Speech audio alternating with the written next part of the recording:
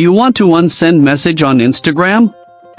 You can unsend an Insta chat message with just a few simple steps. Before we begin, please like this video and subscribe to our channel for more tutorials and tips. I've also included some helpful tools and apps in the description, so be sure to check them out. To unsend a message on Instagram. First, open the Instagram application on your mobile device.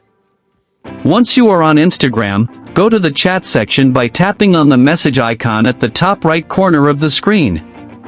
Here, you will see all your conversations. Open the chat where you want to unsend a message. Once you are on the chat conversation screen, find the message you want to remove. Now, long press on the message until a menu appears. A pop-up menu with various options will appear, so tap on Unsend from here. A confirmation prompt may appear. Tap on Unsend again to confirm. Once you tap on it, the message will be removed from the chat for both you and the recipient.